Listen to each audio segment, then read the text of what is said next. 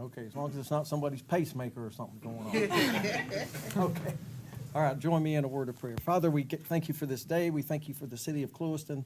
And Lord, all that you're doing here. And we just ask your wisdom and guidance on every decision, Father, that we make tonight. We just thank you that for your leading and guiding. We thank you for the safety of our citizens and for protecting our police and fire and first responders. And we give you the honor and glory. And we pray this in Jesus' name. Amen. Amen. Please join me in the pledge. I pledge allegiance To the flag of the United States of America and to the republic for which it stands, one nation, under God, indivisible, with liberty and justice for all. City Clerk, if you do the roll call. Commissioner Edmonds. Here. Commissioner Gardner. Here. Commissioner Williams. Here. Vice Mayor Hyslop. Here. Mayor Pittman. Here. City Manager Williams. Here. City Attorney Brandenburg. Here. Have a quorum, sir. All right, any additions, deletions to the agenda? No changes, Mayor. Yes, I need to add those three. Well, what you added, yeah. I don't know. Okay, we have 3 event applications. That will be 10A, 10B, 10C. The fair will be A, the Henry Glades Health Fair B, and the Sugar Festival C. We'll put them under the consent agenda. Okay, with no other changes. We'll have comments from the public. I understand we have several comments tonight. If you're commenting on anything other than the animal services, you can come up first. Okay, seeing none. How many comment cards do we have?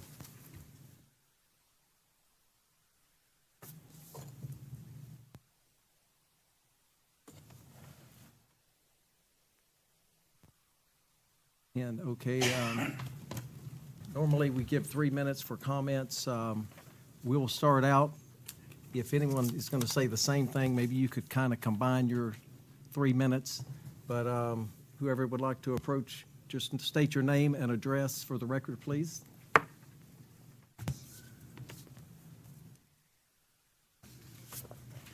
Good evening, ladies and gentlemen. My name is Janet Taylor, and my address is 1018 Louisiana Avenue, right here in Clewiston. And I'm here tonight because I'm an avid animal lover. My great-grands have 10 dogs and 1 cat from our animal shelter.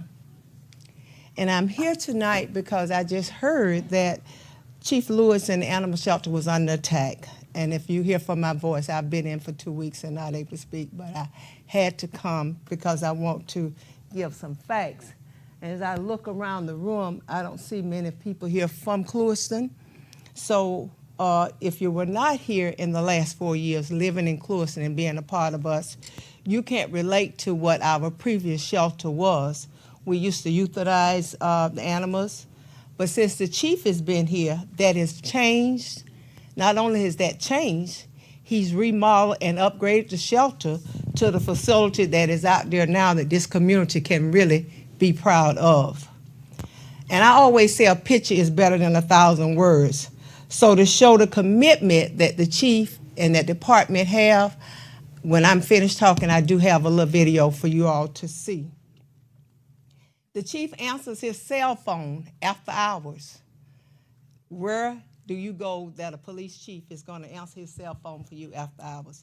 Not only do he answer his phone, he comes out personally, and that's what you're going to see on the video, because that video was taken in Harlem after work hours about a dog that was really terrorizing our community and was very difficult to catch because he was able to jump high fences and all.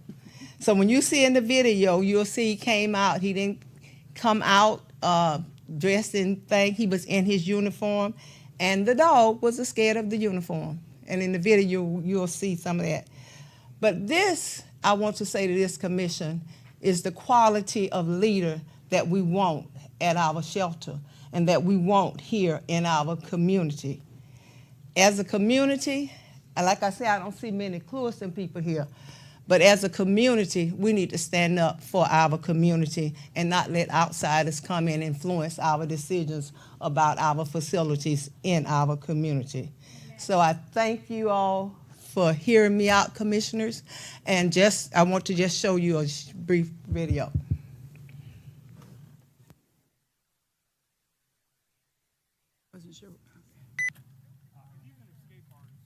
Now that's the chief, after hours. Y'all, why my mama been, what you call that thing? Where you staking out, following this brown dog for hours and making animal control come get this dog. She said she's just sick and tired. That's the chief. And that's the dog. Mama, get back! Mama, get back! Mama did we got a runner, y'all. And when he started running, you all, he was able to jeep and those things. But the chief was there with us after hours. This was not an 8 to 5 thing. So I think you all should think much about what kind of person you have manning that shelter down there. I have to run to Moorhaven to the commission meeting, but please, if you need me for anything, let me know. I have more videos of the chief. Thanks, Janet. Appreciate it, Ms. Taylor. Kelly Norton? Would you mind if I came after Okay. Janet? Thank you, Commissioner. Okay. Thank you. Good evening. I'm Christine Peterson. I live at 213 South San Gabriel. And I just want to remind the commission that not that long ago, animal control was in a building when the lift station overflowed. The animal control officers were up past the ankles in terrible, terrible fluids. Wendell Johnson changed that. He got a grant money, he built that new animal control facility, and Don Gutschall was a very good steward of that animal control facility for a number of years. We established relationships with rescues. That was when they created the spay and neutering program. And I feel he was very vigilant in how his stewardship of animal control. Animal control, not rescue, not clinic, animal control. When Don Gutschall retired, we had someone who told me as a city commissioner, they didn't want anything to do with animal control. And that's when the volunteer business got out of control, in my estimation. I am deeply sorrowful that people feel they have to get behind a keyboard and espouse their verbal vomit about what is going on at the animal control facility. Chief Lewis came into a horrible mess. Not only brought that facility back to what it was when Chief Gutschall left, brought it up an extra notch, did like Emerald Lagasse, and bam, there we went. On their own time, and his officers endorsed what he was doing and would show up on their time off to help. He is a good steward of the finances. He was a good steward of his outlook to that building, and not just because he's the chief and a leader. He's also someone who cares about animals. Now, I've read some of this stuff online that's going on, and I just would like to say, those of you who don't live in Clewiston, if you break the fence line to come about my dogs, me and Miss Glock will meet you in the yard because that will not happen. We need to make sure that people understand we do not have a clinic. We do not have a rescue. If you would like to do that, perhaps the people who are not happy would like to pool their monies and find a piece of property and establish one. To me, I think we're at a spot where either animal control takes care of 4 square miles for the city of Clewiston, and we relinquish the county back to the county. Because I think if you look historically, the number of dogs that come, 60 to 70%, depending on what year it is, are from out of the county. Now, there was a time where we used to put down 900 pounds a month, and that could, to 1,200 pounds a month, and that caused a lot of grief for heartache for Don Gutschall, who was an animal lover, Wendell Johnson, for myself, and we changed those things. But that was changed to an animal control with the relationships with the rescues. Tom Lewis was able to get his department behind him and reestablish those. We need to celebrate that, we need to recognize that, and we need to encourage and support that in any way that we can. Thank you. Thank you. Thank you. Anybody else? Yes.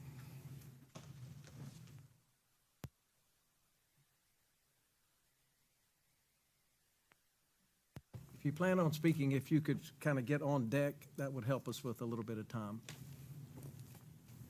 Maybe sit up front. Sit up here if you could. Thank you.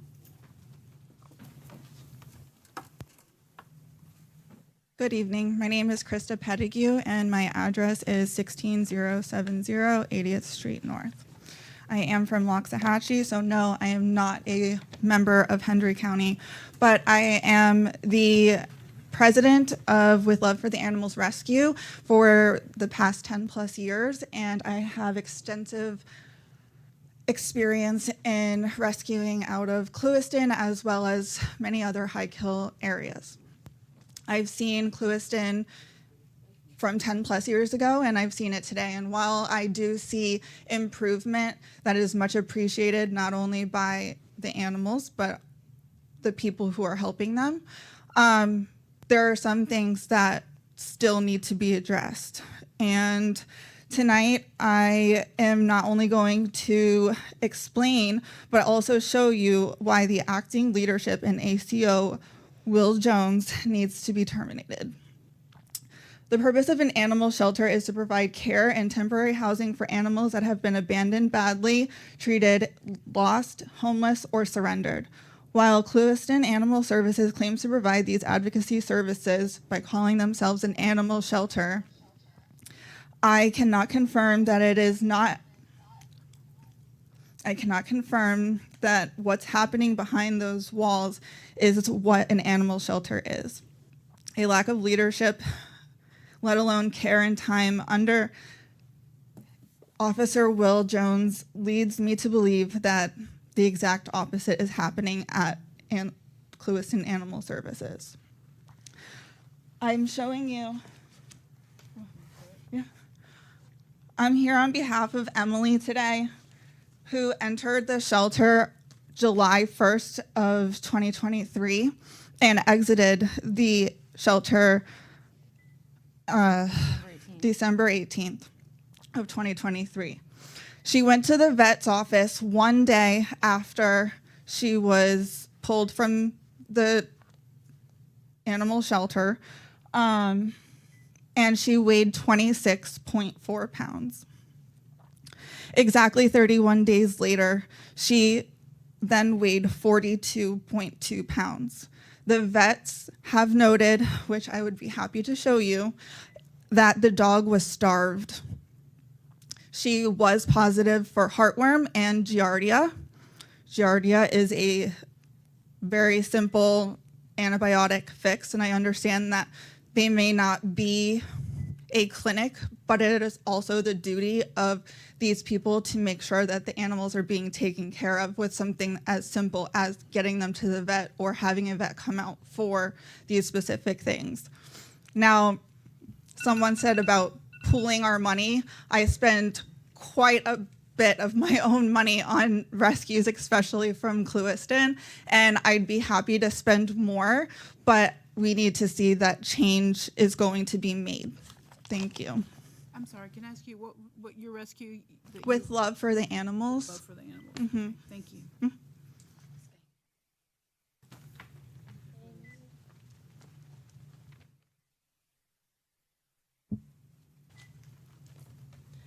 Hi, everyone. I am Michelle Miner.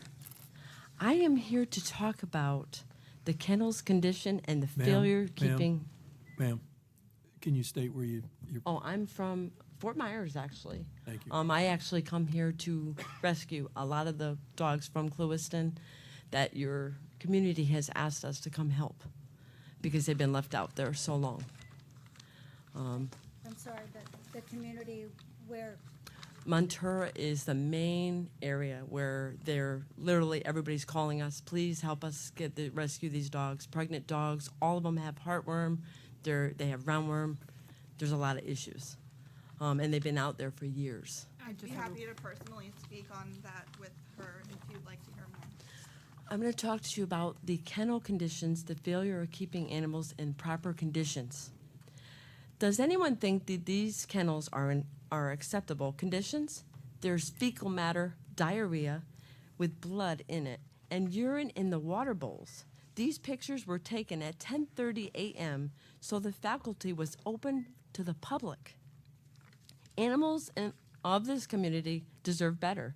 Taxpayers deserve their hard-earned money to go to their local animal control who follow the Florida Animal Code of Ethics, not a faculty who keeps animals in horrific conditions.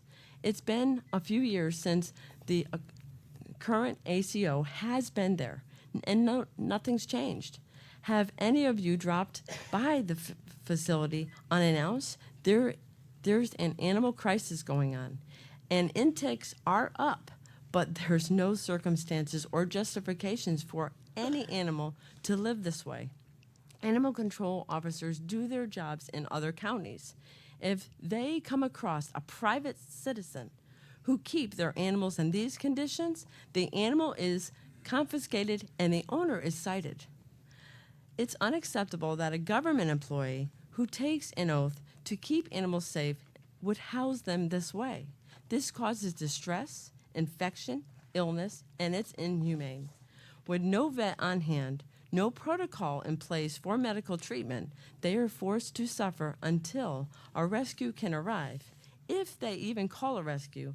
If no rescue is available or they are not called quick enough, the animal suffers and dies. Florida Statute 828 protects animals against this treatment that law enforcement and ACOs are expected to enforce. I've worked in rescue for years, and this is by far the worst faculty I've seen. This is not acceptable for any faculty. It's shame and cruel against Florida Statutes 828. Please do your duty. Terminate the person or persons who are not upholding their duties, and please kindly put someone that will, because that's what all your people want. I have a question. Which rescue are you affiliated with? I am Chase and Tail. We're Chase and Tail. We actually go out there and okay. take animals off the street. Chase and Tail. Oh, We okay. take animals off the street. We connect them with rescues to help them. We trap them. We're affiliated with many different rescues. Yeah. Okay. And we try We to. work in Montura area where it's the most. Okay. Thank you. If I may, the last 13 dogs that Chase and Tail has pulled out of there have personally gone to my rescue and my home, and I have been the one who takes them to the vet and get all of their needs taken care of. Not only are these dogs extremely feral, and these untrained ladies were able to capture them. Untrained. Well, I'm sorry, not professionally trained county members. Oh. Okay, ma'am, I'm gonna have to let the next person Yeah, come. well, Okay. I'm just curious, what years were the pictures from? Those are 2024. Okay. And they're at 10:30 What? a.m. they're blown up so big. They're blown up, So and they were do taken by a become rescue at blurry. 10:30 in the morning. But we By can- a rescue we're that happy pulls to from Lee verify County. any Where pictures. was the dogs you pulled? They're at my home. No, where did you pull them from? Montura. Okay, those dogs aren't at our clinic, so you pull them from Montura where our guys have to go sometime, but But they don't. But they That's why live we in the had woods to for go there. years. that's fine. I We've- just we've wanted to pro- know where we've- you're getting these dogs. We trapped a dog that actually Will Jones trapped overnight, left the trap, went back in the morning, and the dog had eaten out. We had to re-trap the dog. Everyone on the street said he was aggressive. It was a very large pit bull down on Haciendo, and it went to a rescue. It wasn't her rescue, it's another rescue I'm affiliated with, and the dog was the nicest dog in the world. So the dog was just out there roaming, and so we trapped him, and he was perfect. My name is Miranda Wyatt, and my subject matter is sexual harassment and impairment on the job.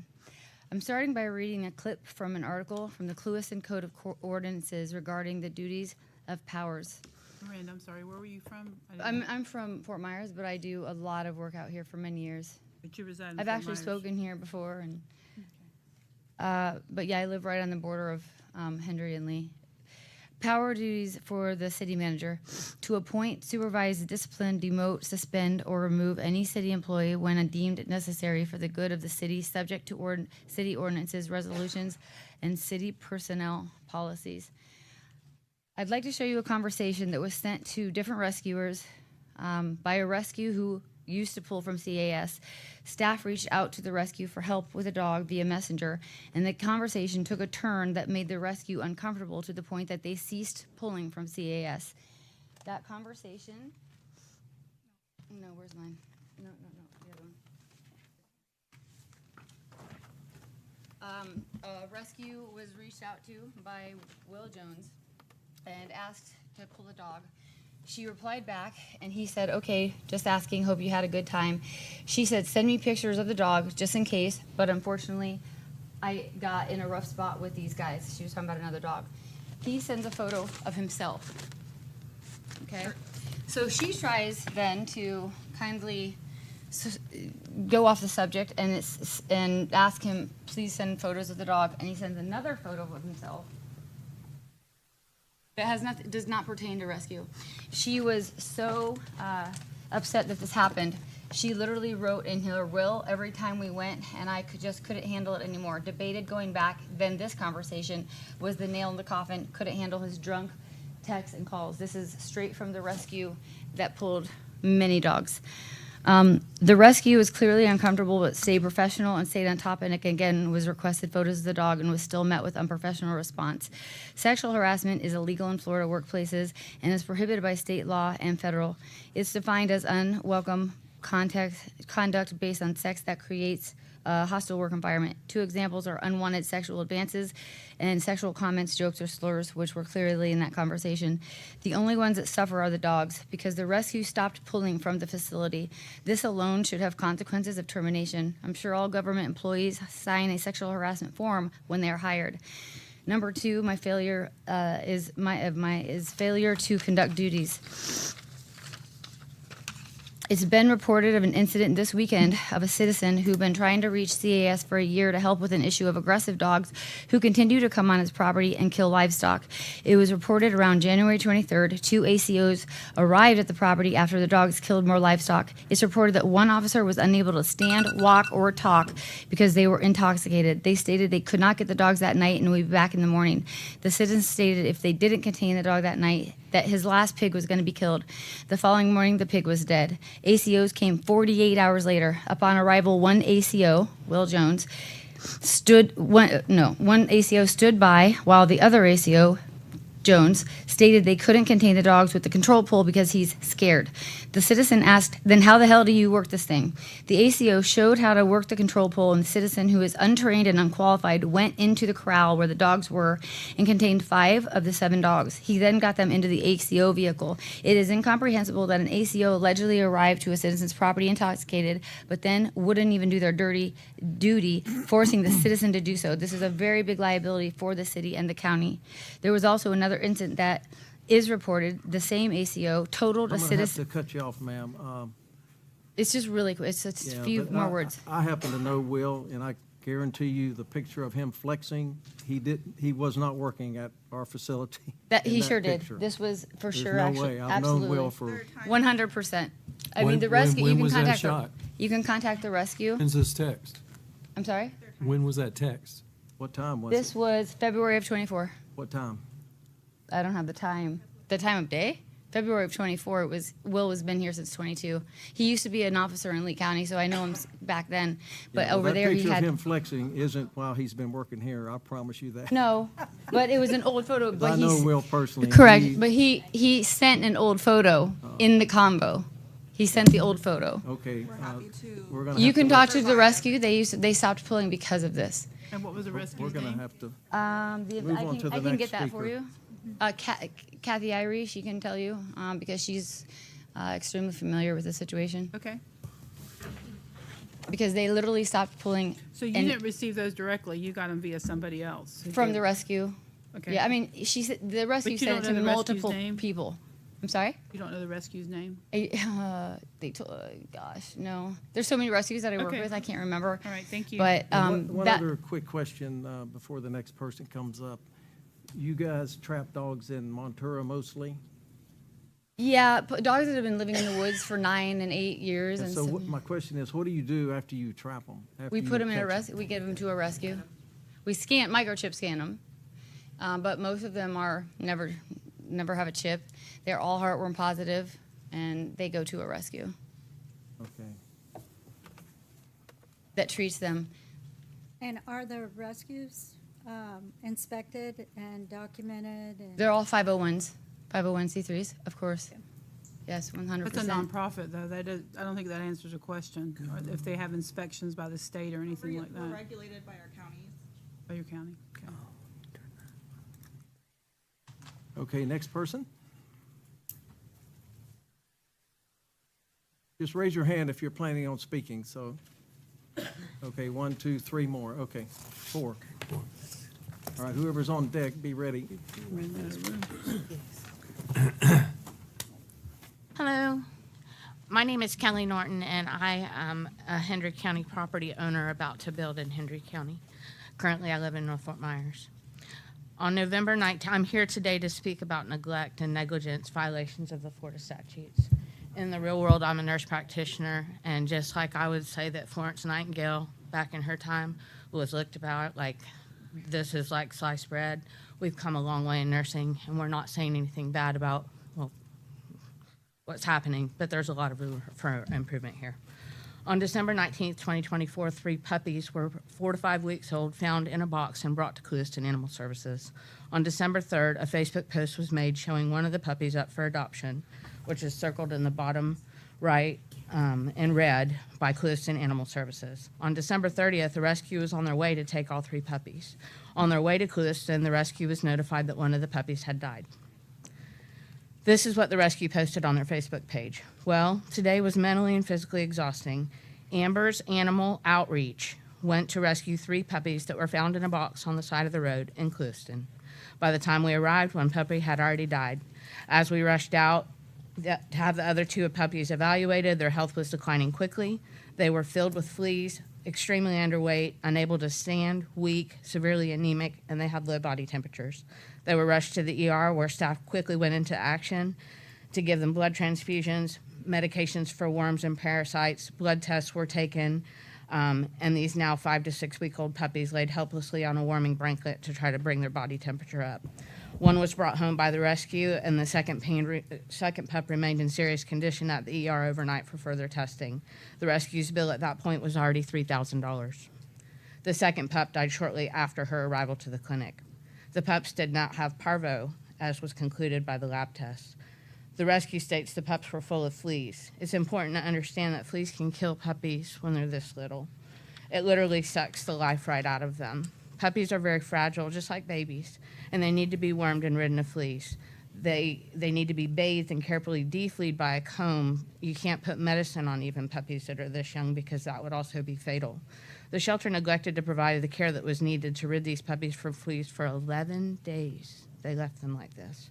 Puppies that young should have been sent to a rescue immediately. This was clear neglect and negligence by Clewiston Animal Services, and due to their neglect, all 3 puppies are dead, and they had no chance at life.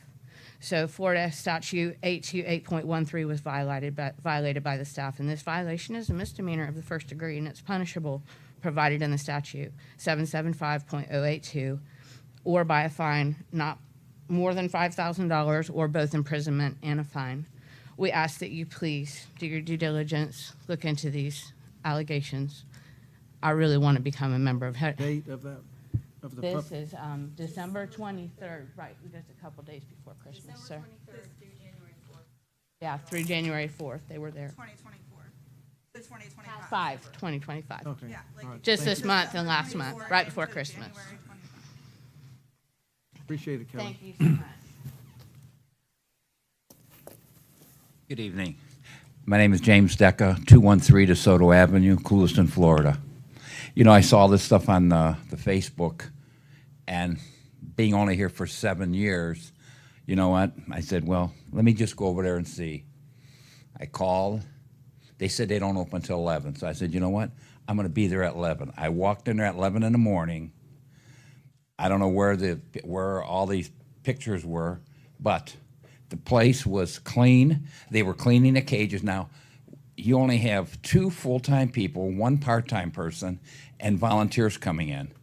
Now, I don't think people know that if those people that are working there get in a call, they got to leave. So they got to close the place up because you can't have one person showing animals around, taking people, showing the animals, and all the desk and everything is, there's paperwork in that. What they need to do is they maybe need to get another part-time person. So when them people got to go, because they do go a hell of a long way, excuse the language, but I mean, they do go a lot far. I've been there 4 times already since they were saying how bad it was there. I've walked in. That place is always clean. The animals are not abused. And talking about Montura, those animals aren't from Montura. They're in Montura because people coming take them there and drop them off. Right.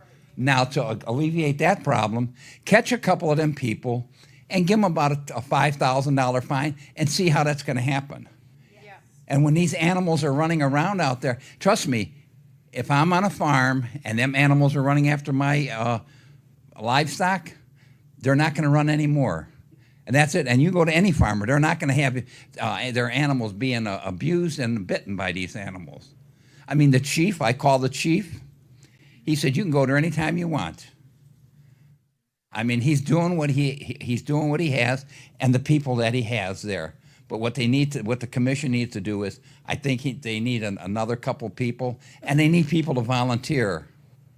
I mean, I would go in there and volunteer, but I'm allergic to cats. Now, I always call to see how they are. And there are 34 cats in there right now, so they're at capacity. And the dogs are.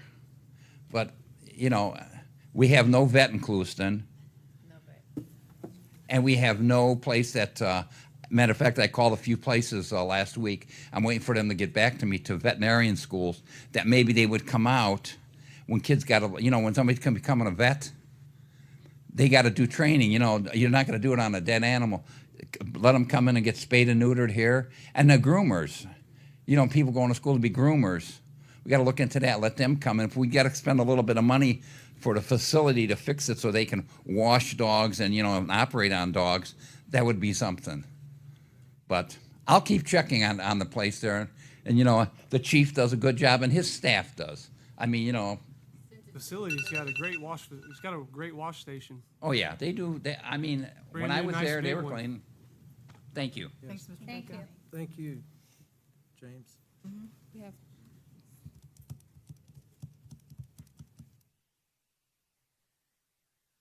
Good afternoon. My name is Linda Clem. I'm actually currently residing Lee County, Sarasota. I have 2. So I'm here to talk about a few different things. I do work with rescues. I transport a lot of animals from kill shelters to their new rescues or to their adopters.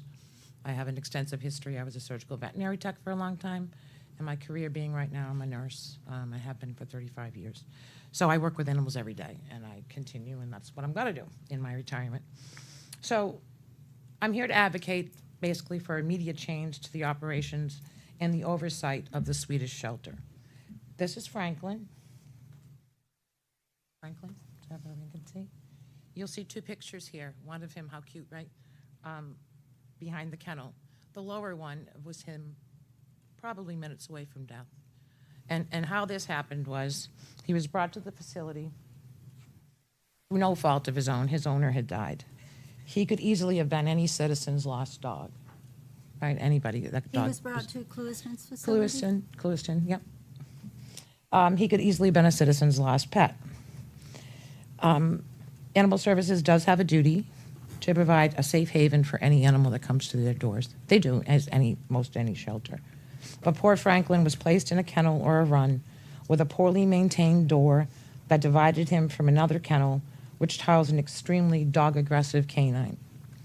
Per reports I have heard from volunteers, there was a well-known issue with failure of the guillotine doors. They go up, they go down on a pulley. Well known. unfairly the store. So in an event, it was allowed, the dog was able to breach the door and corner that poor little baby. He was trapped like a rat in his so-called safe haven, unable to escape and horrifically mauled. But this tragedy didn't end there. I was informed that when discovered, rather than seek immediate medical care, if I found him, he'd be in a car, I would close that place up and go. That's not what happened. A phone call was made to a rescue for them to come take him. Unfortunately, they didn't get there in time, and he suffered horribly, and he perished right there at the facility. This is very reprehensible, not only because what appears to be negligence in the maintenance of this facility, which, might I say, I am aware of a lot of improvements they have, and it was wonderful. There's been benefactors that have set in. But maintenance cannot be seen. Nobody could see that, except for the people that work there. But also what's going on there is it seems to be an absence of protocol and procedures to obtain emergency medical care in a timely fashion to reduce animal suffering. I'm aware of all these updates to the facility. There has been no change in the personnel that allowed for this to happen, though. It didn't just happen once. It happened many times because of failure of the doors. I have seen the pictures taken, as you all have seen here now, of the horrific conditions which may have been in the past. Despite needed improvements provided by the benefactors, the same personnel that allowed for this condition, and again, independent of it may have been a little while back, they have stepped up, but the same people are still running this. I have seen your new budget, and I don't see any allowance in there for capital improvements to the physical plant. It appears that your recreational facilities may get a little more attention when it comes to facilities. I'm very confused as to why none of these horrific reports appear to be investigated. I was even more shocked to find out the shelter was overseen by law enforcement, and as you see in these pictures, clear violations of our Florida statutes.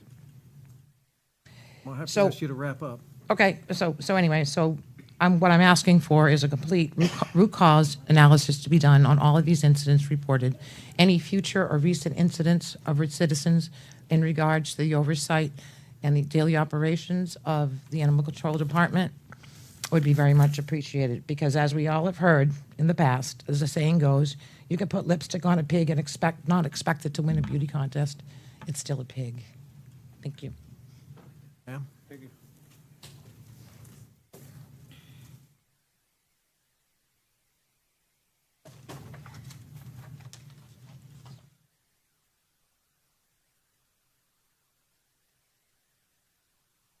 Good afternoon. My name is Ileana Perez. I'm a resident and property owner in Clewiston.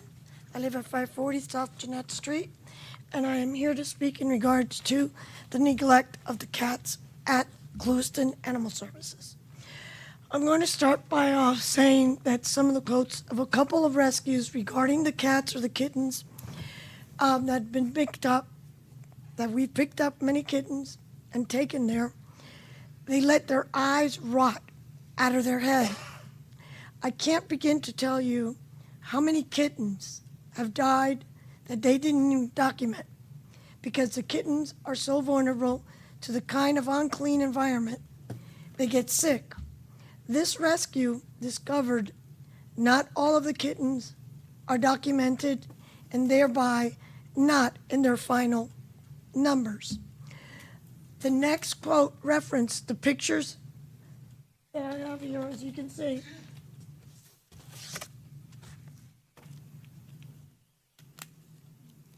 Living conditions that these poor kittens have to live.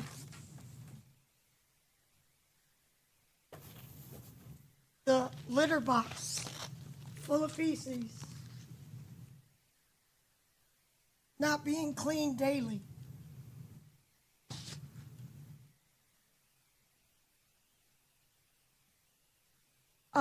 I think both of them look like that, and the animals were suffering. The conditions of the cat are appalling. The kennels, they are kept overcrowded, and in some cases, they do not even have enough room to even move. There is simply no way for the kittens to get any exercise. Based on a couple of the pictures of the Clewiston Animal Services Facebook page. They are finally using the cat condos that gives the cat and kittens room away from their cat boxes and additional respiratory relief. Looking at these pictures of the cat kennels shows why so many of them get sick after they come in.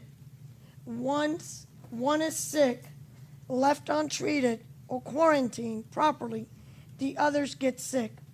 One rescue witnessed 2 kittens dead on top of a little kennels on the top of the cage. Young kittens do not create their own body heat. Therefore, the shelter must provide a constant warm spot in their kennel. If their body temperature drops, they get sick. Lack of proper cleaning of these kennels have created a lot of death. Many felines leave Clewiston Animal Services with their eyes infected and have to have at least one eye removed. There is nothing worse for a rescue than coming in and witnessing kittens crying of hunger because they aren't being fed as needed, seeing the infections, hearing cats struggling to breathe, all because the staff failed to help them. Rescues get burned out from the constant mess and death when the facility does not uphold their own duties of care. When rescues come, they would spend their time having to scrub down the place instead of being able to socialize with the animals. Here is what some rescues have said. Ms. I Juliana, got a I won't call. have to cut you off, Ms. Juliana. I have one question for you, though. When's the last time you were there in the, About 2 weeks ago. okay. When were these taking? Well, there is heat and air out there. And also automatic water feeders and food feeders. There's nothing that looks like that. Yeah. When were these taken? This is from last year, 24. Here? Yeah. There is heat and air out there and cameras.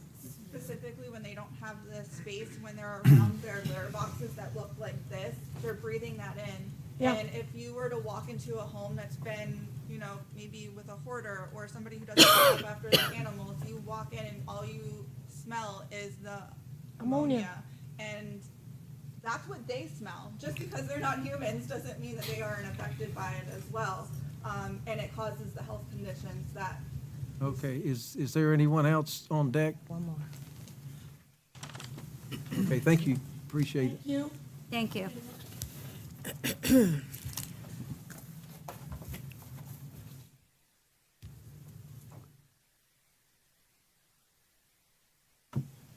Good evening, Commissioners. Bob Pastula, Director of Emergency Management here for Hendrick County. I could echo the same. I'm not going to bore you with what Christine Peterson said and what Ms. Taylor said, because I agree with everything they said. But I do know that Chief Lewis and I meet pretty regularly to talk about the issues with the animal shelter, and we try to look for ways to improve the way things are going there. And Chief Lewis and I have worked side by side out there, putting up shutters for hurricanes, the sail shades to keep them safe. We came up with the idea to get fans outside for the dogs that would spray water to cool them off, and then we eventually went with air conditioning. And I say we because I feel like I'm invested with this as well. We use the animal shelter during hurricanes, and that was one reason for the shutters. When they come, if they run low on food during emergencies, we can get food from the state, and I've done that before, provided food and supplies to the animal shelter to help them clean and feed the animals. So I'm certainly not a DVM, so I can't address any of the issues that they're talking about here. But I know that from my experiences with Chief Lewis, that he's the last person I would say that would be cruel to any of these animals. He takes every one of them to heart. And some of the instances that they talked about, like the one where the dog was mauled, that one I remember in particular because the dog that did the mauling actually tore the door off the cage and got into the next cage. So it's things that are going to happen. It happens that way at the shelters. It happens in jails where we have people incarcerated. Those are things that are going to happen, especially when there's not 24-hour service there. There's not somebody there 24 hours. I think if you go in the morning when they're first opening up, you're going to see that there's feces and urine everywhere. But the employees do clean it up. I was there when I'm there a lot. I see them cleaning it up. I helped them put down some, I forget what it's called, but surface, something on the surface to keep it clean and help it keep it clean a little bit better. You mentioned Jason, you mentioned the automatic watering systems and stuff like that. And so they have done nothing but improve, and Tom Lewis cares more than anybody else I know about those animals. As you all know, we used to be a kill shelter. We're not even a kill shelter anymore. He's doing his best to take care of these animals. During the hurricane, he called me and said, we are a little bit overcrowded. Is there anything you can do to help? And I called the state. We got somebody coming from out of the state to pick up the animals and relieve some of the pressure there with the population. So Tom does a very good job taking care of these animals. And you know, you can't be there 24 hours a day, 7 days a week, unless we actually have somebody employed there 24 hours a day, 7 days a week. But as you all know, you've been there, you've seen what we've done, and I would say we're going to continue to improve as we go along. And I'm there to help Tom anytime he wants, and he's same thing with me. He's there to help me if I need anything. Any questions or? Nope. All right, thank you all. Thank you. Thank you, Bob. Yes, sir.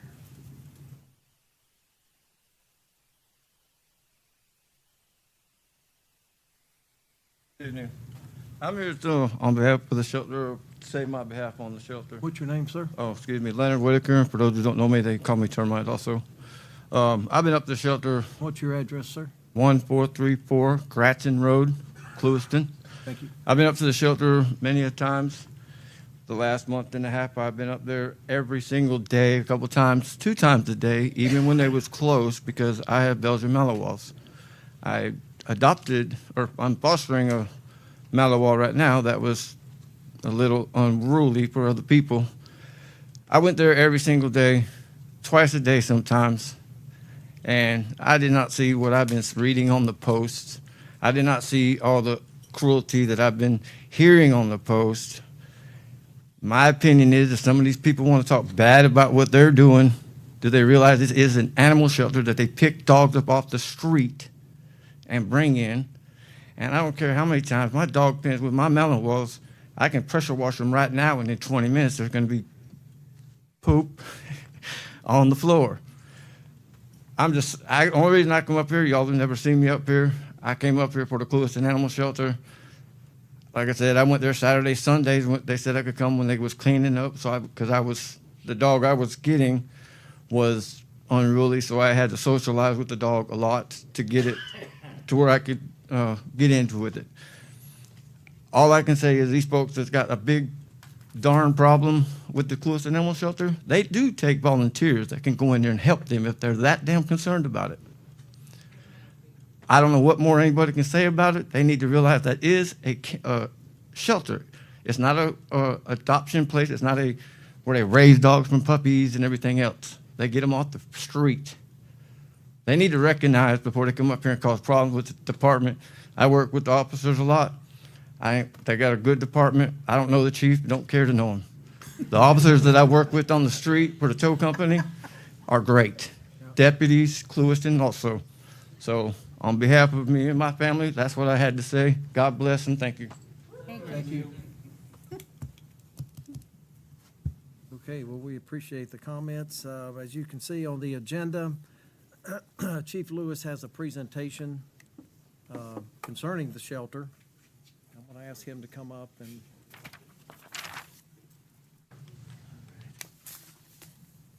Well, I appreciate everybody's presentations. I apologize ahead of time. It's kind of a boring one for you guys, so maybe we'll tone that down a little bit. One of the first things that I want to tell everybody, especially for the folks online watching, is our statistics that I'm going to go over in the very beginning, we are required by Florida law to report them on an annual basis, and we comply with that mandate. by partnering with Shelter Animals Count. That is actually a state vendor that's approved by the state to actually collect that data. We actually go a little bit above and beyond. We give them complete and full access into our system, and so they electronically extract that data every 2 to 3 days. And the reason that I tell people that is I'm always very skeptical of statistics. I always kind of feel like people can bend them and manipulate them, but the reality is we can't do that with this. These numbers are directly reported to the state on a very regular basis. So I'll get into them. This is our first. These are our cat intakes. This is a 3-year look. As you can see, we've had an almost 46% decrease in cat intakes over the last 3 years.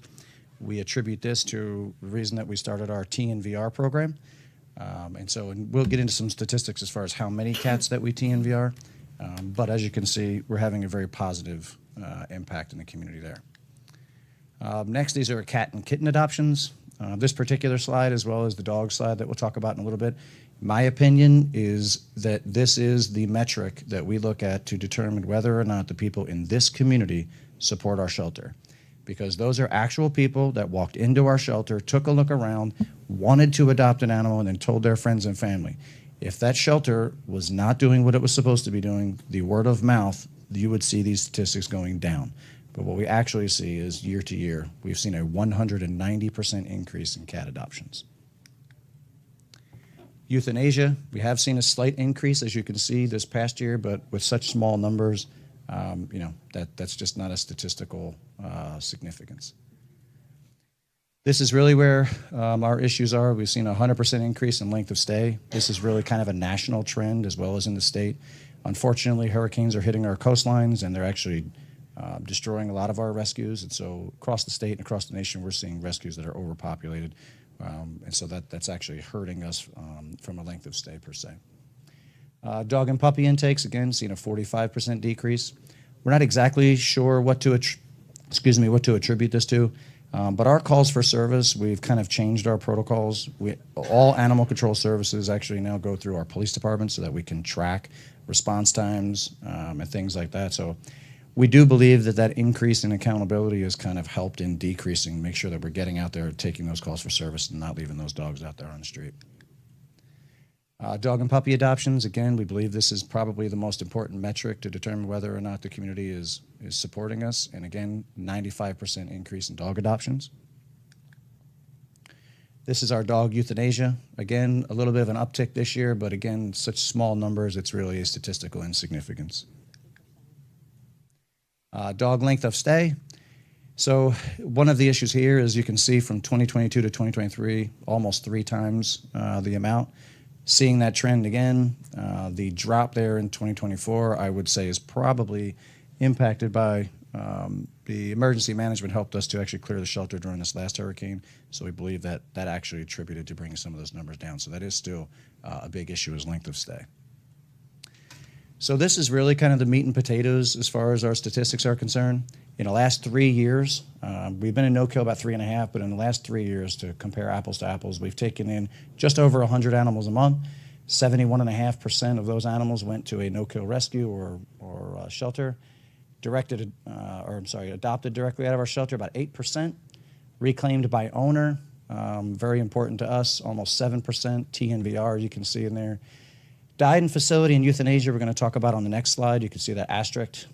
Picked up a deceased animal. That's just a service that we provide to the community as far as, I hate to use the word roadkill, but everybody knows what that is, but we do go out and collect those animals and make sure they're properly disposed of. Still at the shelter, those are statistics that at the end of 2024 were still physically at our shelter and happened to be kind of compiled into these completely and escaped. We always have a few Houdinis. They're very interesting to deal with. So talking about died in the facility and euthanasia, those two metrics are obviously, aside from adoptions, are very, very important to us. We like to look at ourselves and determine in the bigger numbers, how do we compare to other shelters? How do we compare across the country, really? And so the Shelter Animals Count actually puts out an annual report. This is kind of a snapshot from that report. And as you can see up there under shelter euthanized, 9%, and died in care, another 2%. So that 11%, what's commonly referred to as non-live outcomes, you can see that that's kind of the average across the entire country. Now, with that said, we're being compared to facilities that have vets and clinics and things like that, resources that we really don't have here. But died in our facility, right now we're at 2.93%. Over that 3-year period. That's about almost 1% higher than the national average. Again, we attribute that to the fact that we don't have vet staff. We don't even have a vet here in town. It does impact our ability sometimes to properly, assess some of these animals. Euthanasia rate, the average again across the country is 9%. We're at 2.38%, and our total combined non-live outcomes is 5.31%, which, quite frankly, is twice as good as the national average, and considering we have half the amount of resources, we don't think we're really doing that bad. Moving on, this is a little overview of our shelter. We have an ideal capacity to hold 40 to 50 cats, and the reason there's a variation there is because it depends on how many kittens. We can obviously house some of them together depending upon space size.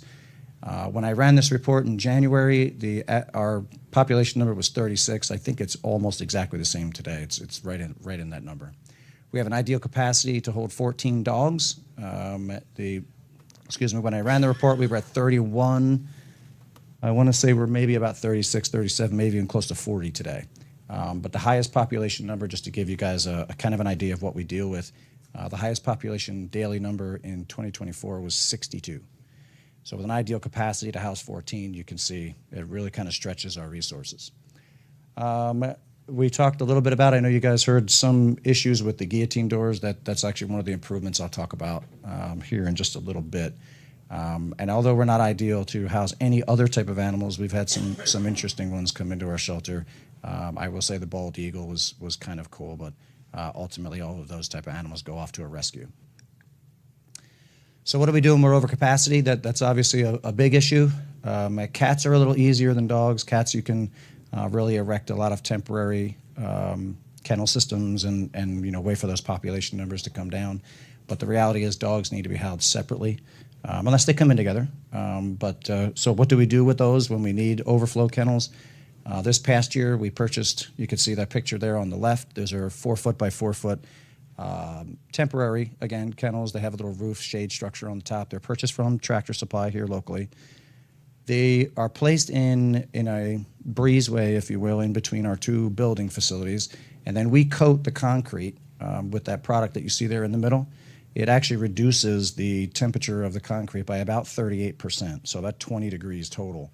It makes it a little bit more comfortable for the dogs. And then, of course, we add commercial fans to make sure that they have proper ventilation. Is this ideal housing?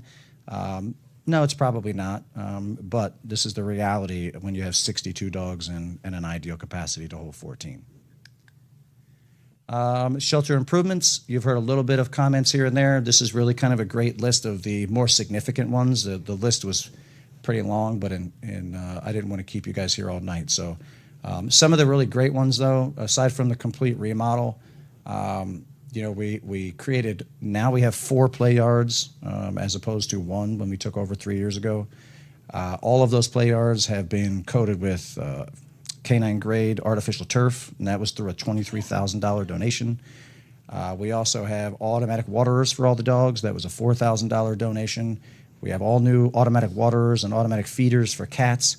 Those guillotine doors have been replaced with the finest guillotine doors that the market allows. These are insulated, ironclad. They have bite guards, all new cabling and pulley systems.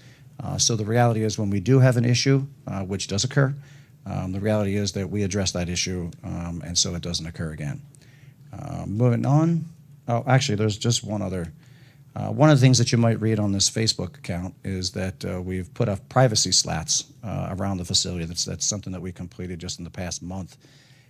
The reality is we get boo-foo frogs. And for those folks that are listening that don't know what boo-foo frog is, they're extremely large, but they're also very toxic to dogs. And we have been affected by them on several occasions. And so in an effort to keep them out of our facility, we're trying to clog up all of those spaces in our chain link fencing that surrounds the perimeter of our facility. It's literally an effort to keep out the boo-foo frogs so that we can at least take one additional step to try to protect those animals. Sorry about that. I don't know if I'm pointing this. So a little bit more about our facility and who visits. 241 local families came in and reclaimed their lost pet. 289 completely different families came into our shelter and adopted a pet. And of course, as you can see from the list there, a whole host of other folks. We have people that physically walk into our building every single day. This is not, people will paint it out to be like there's some secret basement where we torture animals. But the people that physically live here, that actually physically walk into our shelter, they realize how great of a facility it actually is. Facility inspections, these are actually formal inspections, some that we asked, like the University of Florida, to come in. We asked that they review all of our policies, all of our equipment, all of our training, just to make sure that we were actually up to industry standards. The Department of Health comes in, announced and unannounced, on a very regular basis. We actually have an institutional permit through them, which we're required to by law. We have a pharmacy license as well as a DEA license because we have controlled drugs there. They give us a written report. We never have an issue. They clearly like what they see. We've had media outlets in there. We've had career source supervisors who we partner with come in announced and unannounced. We have accreditation assessors. As you know, we recently accredited. They came in, visited the facility. They looked at all of our policies, all of our training, and clearly, you know from that outcome that was well. We also have very, very regular inspections by our police department staff, and those are announced and unannounced as well. So anybody that suggests to you that we only clean up when people are coming, I can assure you that must be a lot. A couple of facility awards that we won. In 2022, we took Shelter of the Year from the Florida Animal Control Association. That's for the entire state of Florida. Very proud of that. And then the following year, for the entire year, we took Partner of the Year from Career Source of Southwest Florida. Folks that have come in and done announced and unannounced inspections. Shelter staffing. So right now we are full staffed, very proud of that. We have a part-time kennel technician, 2 animal control officers, and a shelter manager. And again, for those of you that are listening that are not familiar with our shelter, we did realize that there was a need for an on-site manager. We added that position last fiscal year, and the first time we hired for that position was January 2024. So that's a new addition. Staffing-wise, we also partner with Career Source of Southwest Florida. They send us some high school-age kids that is completely free to the taxpayers here. It's paid for by Career Source. And, of course, we have other volunteers, fosters, and folks that need community service hours that we partner with just to get more help out there. Employee attrition. I like this slide with the little people there because it really kind of gives you an overview. We have a total of 4 employees. And prior to this last budget year, we only had 3 employees. And so as you can see, whenever we have an issue with an employee, which anybody who has ever been a supervisor before will tell you, there's always an issue, right? But we hold people accountable. Have we had performance issues? Without question. But we separate with those employees, and we hire new employees, and we move on. But to suggest that the same employees are here, same employees are there, from a facility that has 4 total employees, 3 in those first 2 years, I would say that that's just not factual. Calls for service. This more so is like a workload overview, as far, if you will. This is outside of the shelter, but for our animal control staff. The gray number represents the total calls for service in that year. And as you can see, we've had a 38% increase in calls for service over the last few years. And you can see the breakout there. Blue is the city, and the orange is county calls for service or anything outside the city. One notable thing you can see in the last 2 years is that those seem to be like 50-50 as far as the number of calls for service. But the amount of time that encumbers our staff to drive out back and forth to Montura or some of these other areas that are in the county is much, much more than what you would see as far as the total number of calls here for the city. The time encumbered is definitely not equal. All right, so the big elephant in the room, you've obviously already heard from some folks, and so I just want to address, not every single one, there's been a lot of posts, but I do want to address, again, just a couple, if you will. This is a brand new Facebook page that has been, I'll say it's December 28th, just because I see that number up there, somewhere around there. Somebody came up with this. So this is the first one. I think some snapshots have been shown here today. I will tell you guys, and anybody listening, this is real. This is every day, in every kennel, in every shelter in America. And if anybody can tell me how to stop it, my God, I'd work a second job to buy the pill. All right, but there's no magic pill. We feed these animals every single day, and this is the outcome. We come in the morning, and we have to clean. And that's you just can't stop it. We do not have 24-hour, 7-day-a-week staff. So we come in the morning, and this is what our staff have to deal with.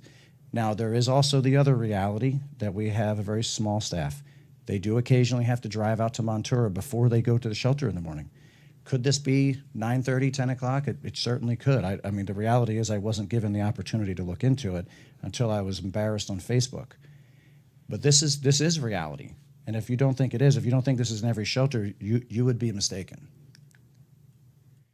This particular dog is another Facebook post. I kind of like this. This is Twinkie. The picture on the left is purported to be the intake photo into Clewiston Animal Services. One of the things that you won't read on their post is that this dog came in February of 2022. Apparently back then it wasn't an issue because nobody brought it to my attention, but almost 3 years later, apparently it's a crisis. This particular dog, which you won't read on their Facebook page, was captured by a resident here in Clewiston. She tried to capture not only this dog, but also the 8 puppies that this dog was nursing. Unfortunately for us, and unbeknownst to us, she only captured the mother, and the puppies were nowhere to be found. So after this dog stopped nursing 8 puppies, and also was full of worms, which our records indicate that we gave her a 3-day dewormer, of course this dog lost a couple pounds. She stopped nursing, and she had worms. It was in our facility for 32 days, and then it went to Suncoast Humane Society. This is a picture-perfect idea of exactly what we do at Clewiston Animal Services. So if you want to see what it is, we actually get sick dogs that ultimately have all kinds of circumstances. We fix them up as best we can, and we get them off to a rescue. And this was with us 32 days. I mean, I honestly don't know exactly what it is other than the agenda that they're trying to portray. This is, again, just another cat. This particular, and I apologize, the allegation here was that we starved this dog to death. In the next picture, this is a cat. His name is Mr. Tom. This guy was in our facility, and yes, he was sick. Mostly every animal that comes into our facility is sick. We find them living outside, drinking out of a ditch, living under somebody's porch. They're not like somebody's pet. Every single one that comes in is sick. This particular cat, the allegation on this one is that we're not giving it medical attention. But when you look into the file, you can actually see that we actually took this animal to the Clewiston Humane Society vet clinic, got it medication, and gave it the medication before it left our facility. You won't read that on Facebook. This is another post here on the left. There's a picture of 4 dogs, but actually there's only 2 dogs here. What they're referring to as a before and after. The actual rescue that took this dog from our facility came to our defense and ultimately got attacked. Not only did she say that these dogs were fine and ultimately we got adopted, but there on the right, they actually stick up for our staff and say how cooperative and nice they were in the entire transition, and ultimately these folks just attacked them. This is, again, another one. This particular post that was put on there has been since deleted. But a person in this community who is in our facility who adopted a puppy from us also came to our defense. And so they just simply deleted that from view. The very bottom portion, that is an actual current volunteer. She's been a volunteer with us for, I don't even know, maybe 3 years. I'm ballparking. She came to our defense. What do they do to her? They attack her too. They're not interested in the truth. There's an agenda here. And so I just want to break down the 3 allegations, 3 main ones here. The first one is that we don't feed those in our care, that we're starving animals to death. And I offer to at least the commission, this is our food budget.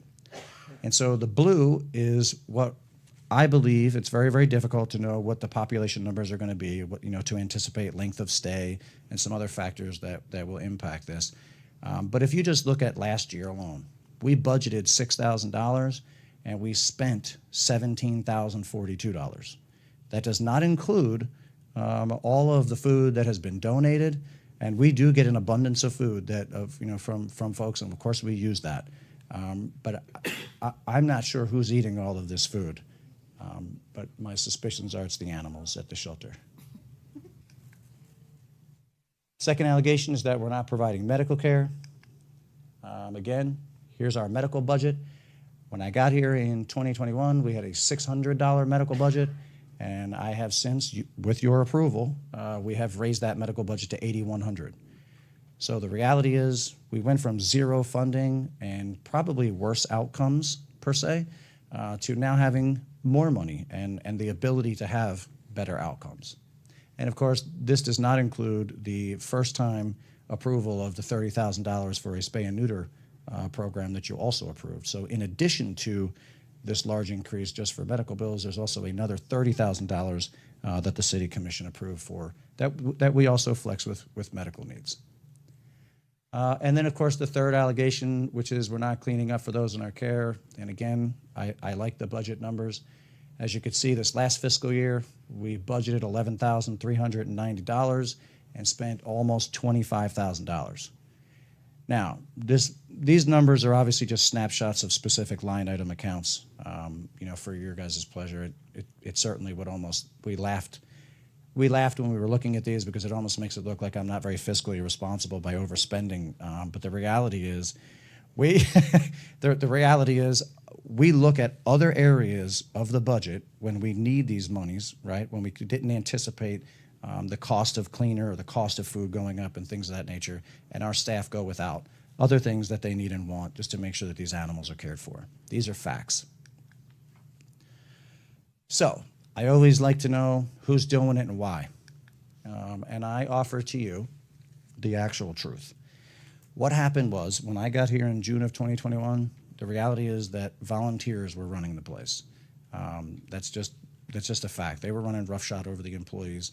They had been embedded into the shelter for a very, very long time. We had a very particular volunteer with us, and it was assisting us with actually coordinating out to local rescues. To be honest with you, it worked great. She had been at the facility for a long time. She had those relationships built. But the problem is, it seemed that she wanted to be in charge. And we started to get complaints from the staff that she was constantly telling them what to do, chastising them for her perceived performance issues.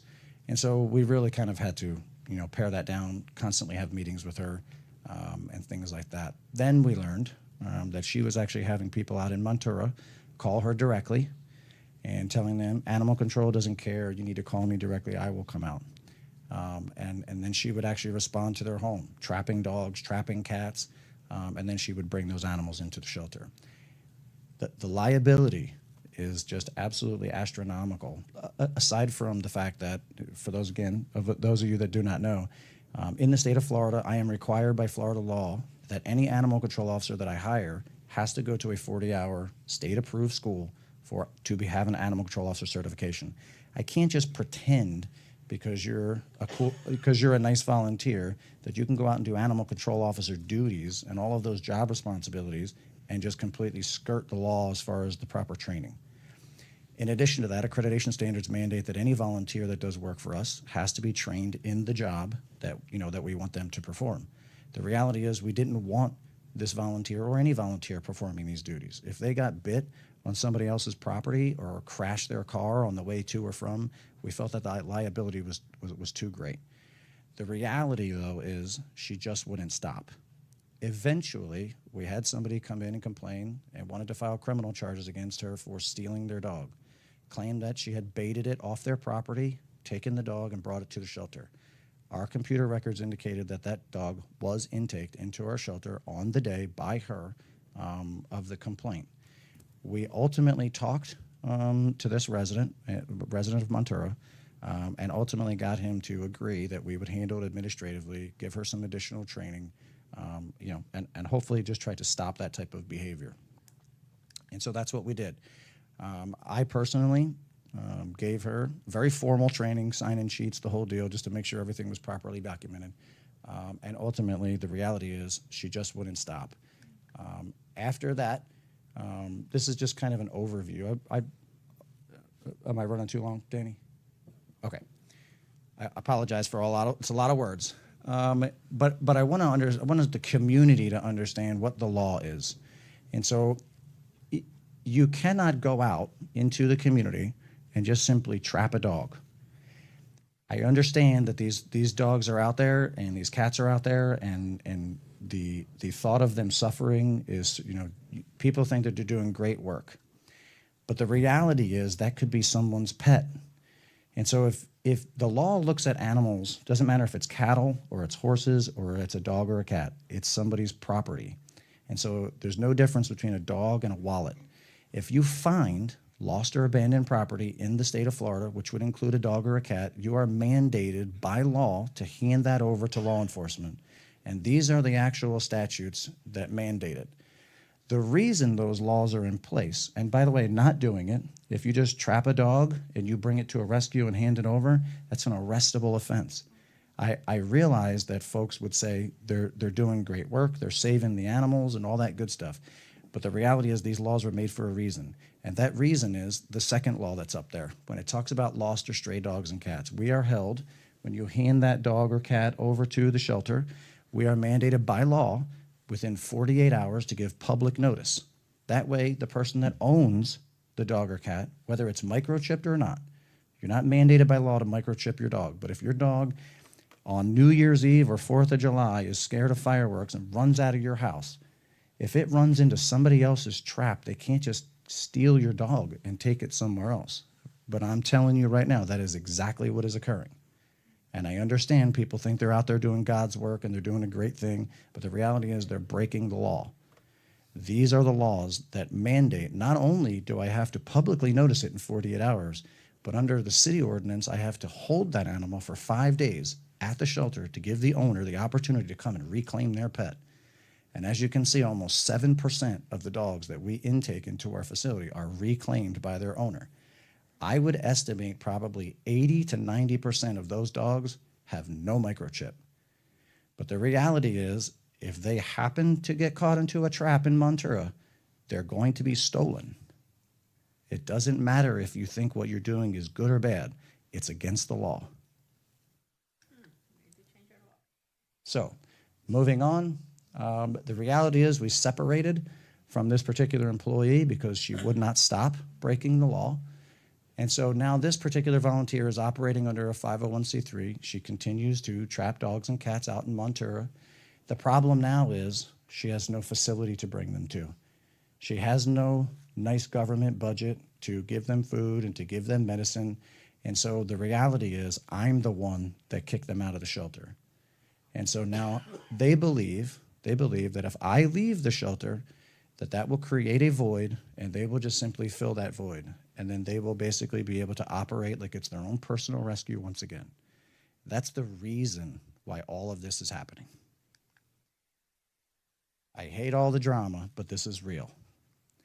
So then there's the other side. The other side is the money. And so, like the root of all evil, it always kind of boils down to the dollars, right? And so here's how it works, especially for those folks. For those folks that really don't know, puppies come into our facility all the time. We get French bulldogs, we get Yorkies, we get every kind of dog that you can imagine. We don't just get pit bulls, although we do get a lot of those. But the reality is, when the dog comes into our facility, we're going to vaccinate it, we're going to give it medicine, a bath if it needs it, flea and tick medicine, dewormer, whatever it is that this particular animal needs.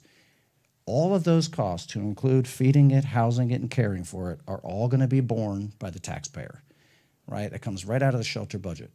Now, we already talked about intake.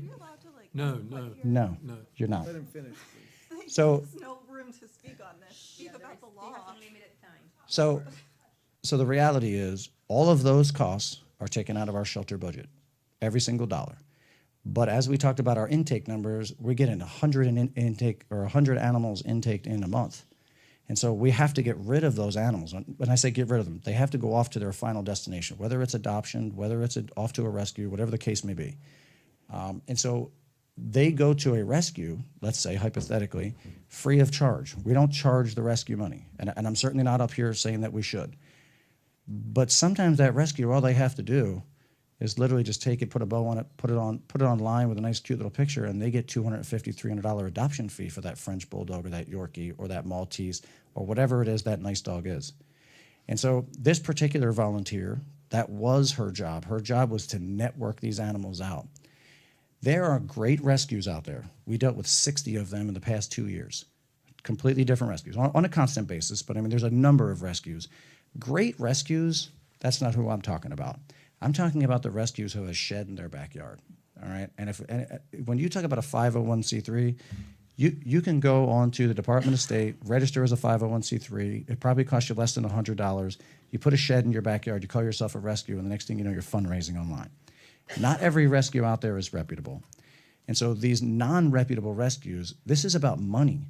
And if you're the volunteer that gets to decide who gets the good dogs and who gets the bad dogs, boy, you become very powerful and influential to those rescues that only have a shed in their backyard. And they need that $250 or $300 just to operate and keep the lights on the next month.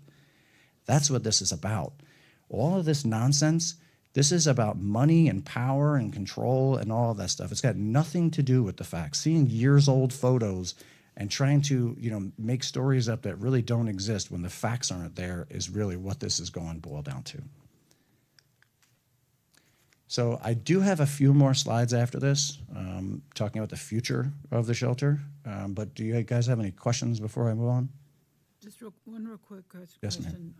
You had mentioned that by law, the requirements that you have at the shelter Yes. to do certain things with that animal. Yes. And then at that point, if a rescue comes in, after the 5 days, I imagine you have to wait? Correct. Okay, because you got to notify that they've got to stay there if they're missing somebody's pet.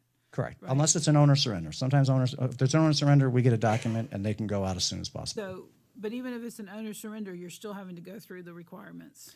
No, the owner surrender, so then it becomes our property instantly. All right. And I'm saying as far as making sure the animal's okay. Correct. Okay, so then the rescues, you let the rescues know that you have these animals, or they'll come and check with you. I take it that Correct. they come and check. Yeah, we're constantly Okay. networking. So with them. so we don't recoup any of the money from the rescues. It's just to try to find a home or try to find a place for the animals is what we do. Correct. Okay. Yeah, we're not really a revenue generating.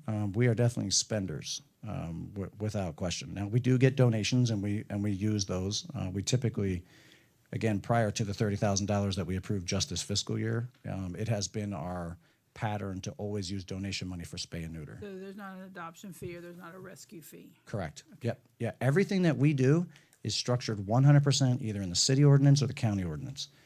Fines and fee structures, we separate those because the county has different fine structures sometimes.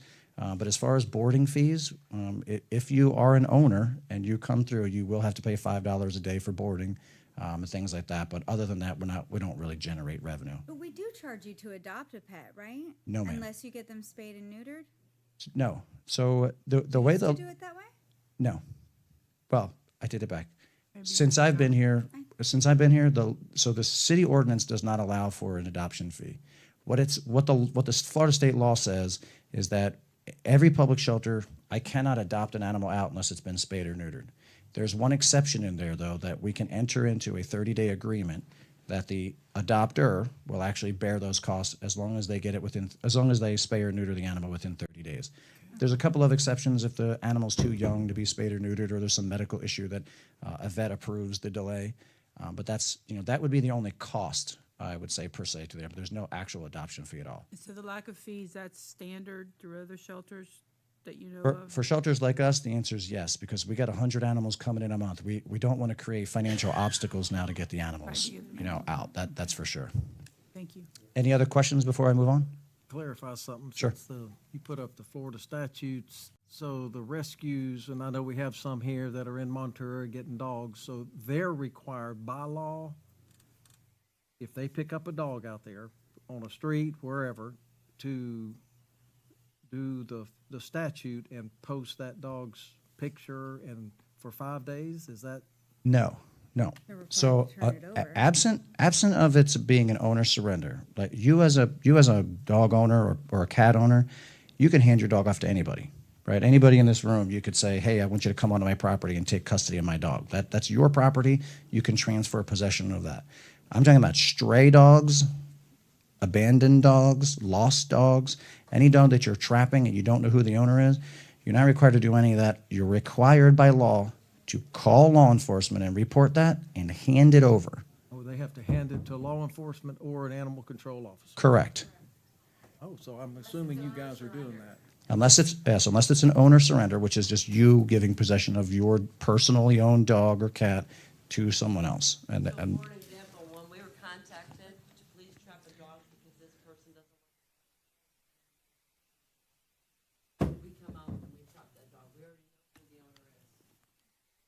Do they have to get written permission? Wouldn't you have to get written permission? We, Different opinions. yeah. Any other questions? Okay. So just got a few more slides here. I just want to just briefly talk about the future of our shelter. Oh, yeah, and for anybody here, I know there's quite a few people in the room that have never been to our shelter, but these are actually pictures of our play yards and some of our adoptions.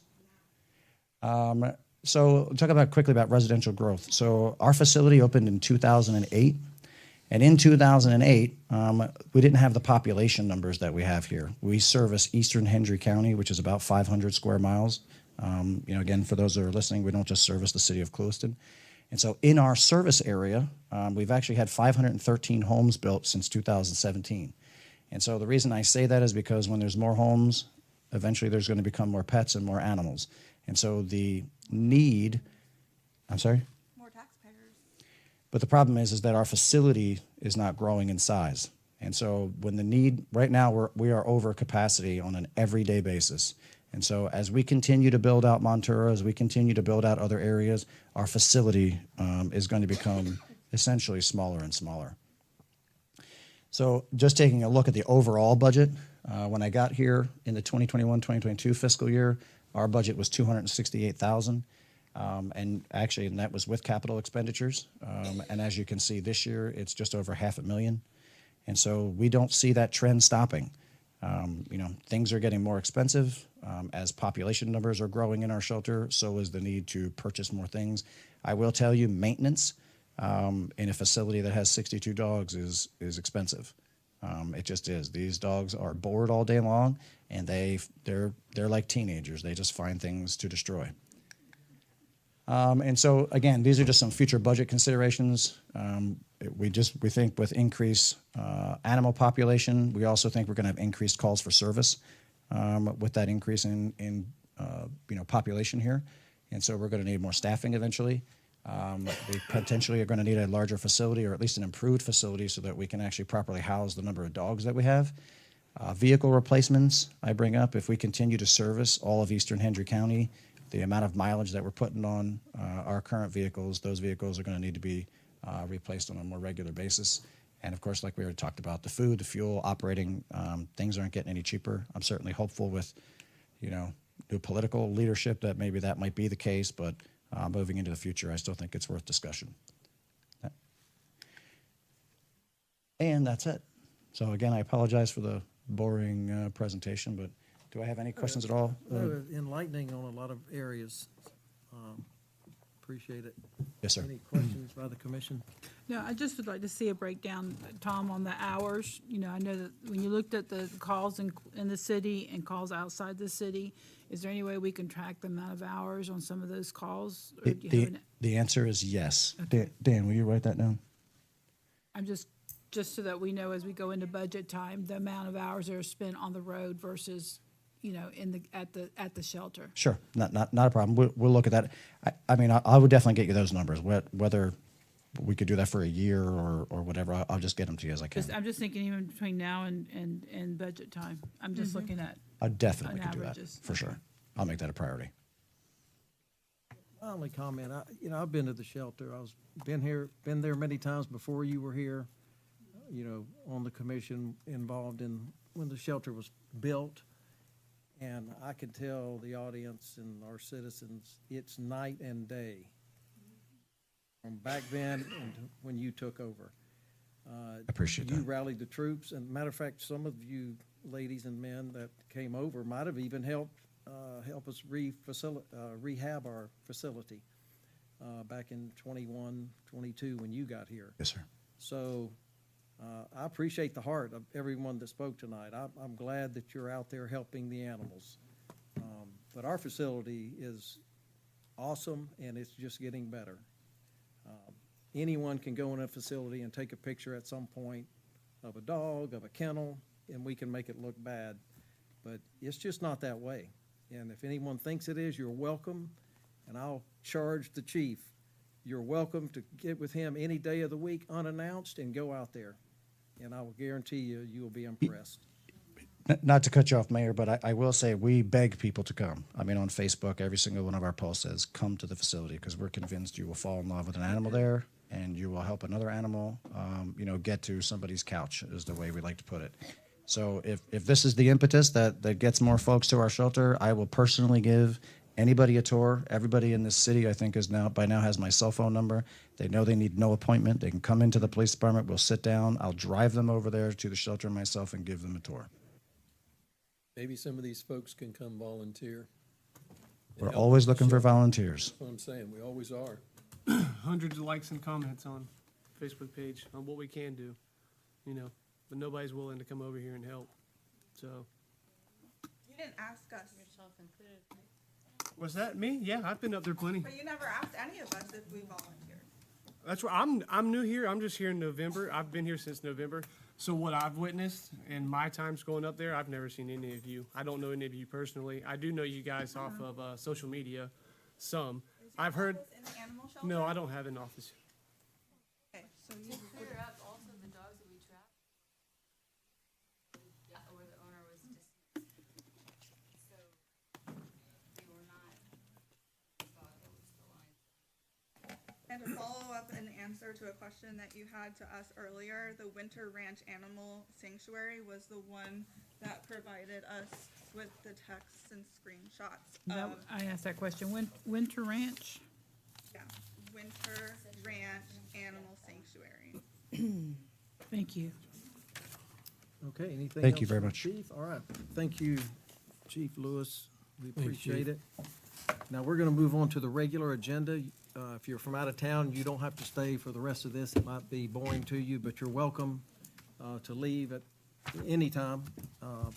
Again, thank you. Thank you for your heart for helping animals and getting them relocated and rescued. We do appreciate that very much. Ask one question to the chief. Well, Chief, will you step outside? She has a question. Y'all can talk out there all night. I apologize. You caught me not paying attention. Yeah, this young lady has a question. Okay. In fact, we'll take a 5-minute recess since we've been sitting a while, so 5 minutes. Hey, how are you? Good to see you. Good to see you.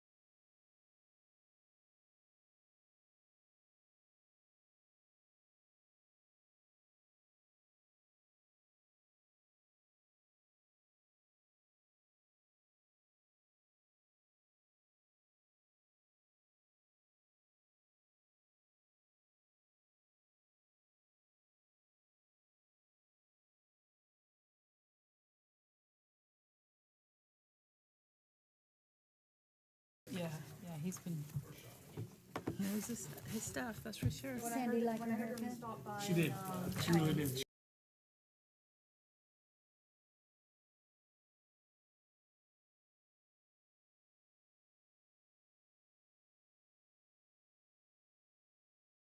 Okay, we'll reconvene and call the commission meeting back to order.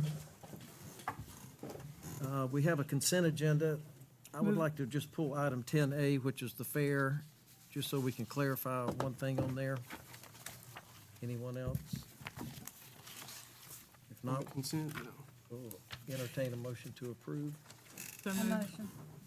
Motion by Gardner, second by Edmonds. All in favor? Aye. Any opposed? On 10A, it's the Fair Board, Henry County Fair. It says yes for alcohol. We determined that that is probably the Friday night when they do the cattle and pig sale. I just would like to designate that that's the only time. Is that I'll, okay with everyone? Yeah, I'll get with the fair board on that and make sure, see what's going on, for sure. Okay, so then a motion to approve with that designation. So moved. Second. Motion by Highslope, second by Gardner. All in favor? Aye. Okay, we have a public hearing on page.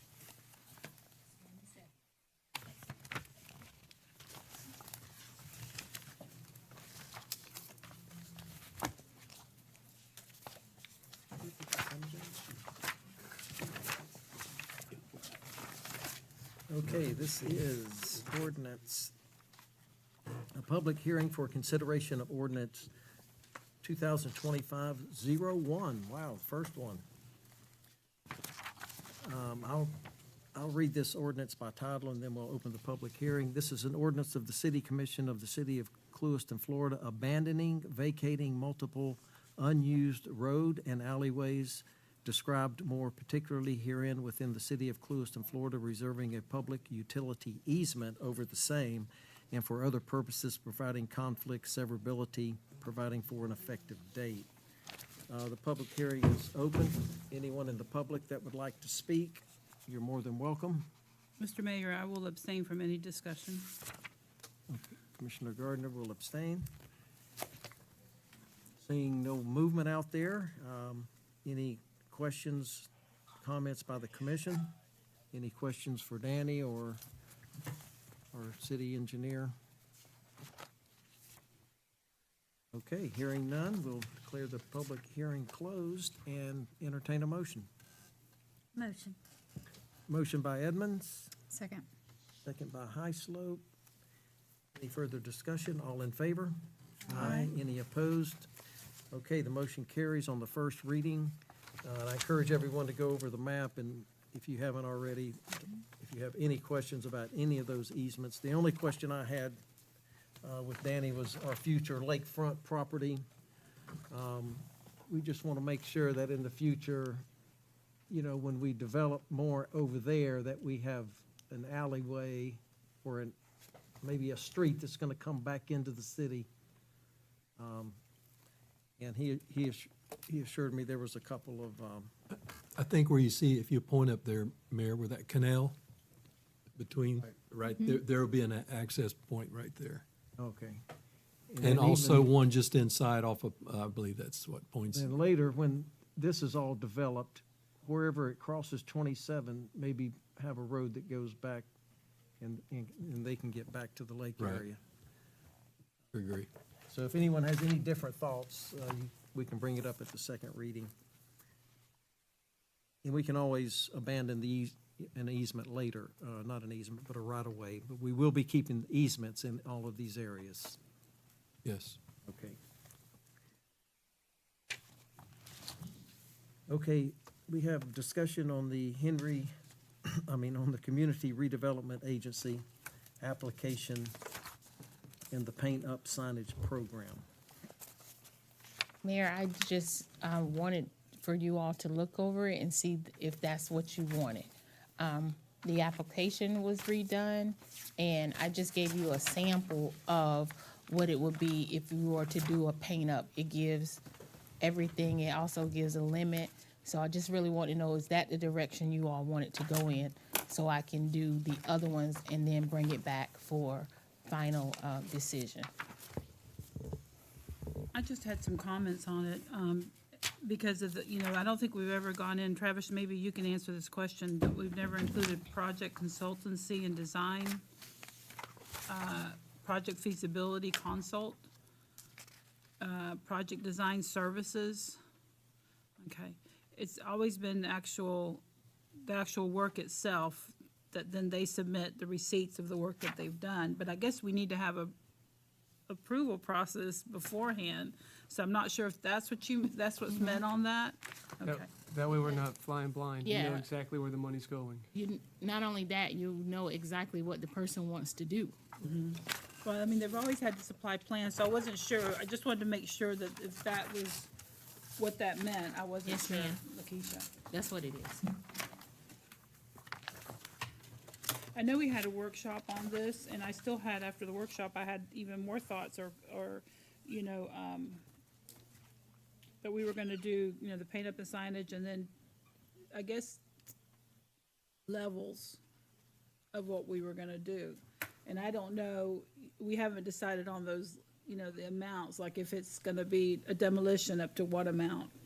And, if it's going to be a $100,000 project, $50,000 project, $25,000 project. I know that the property owner has to pay for whatever they're gonna be doing, and then we would match up to a certain amount under these categories. So I just didn't know if those categories should be included on the application, but I know that we haven't made those decisions yet. That's just a sample of one of them. We do have one that has a site, and then we also have a category for larger things that the gentleman that came in wanted to speak about. Right. So that, what I'm showing you tonight is just samples of the different projects.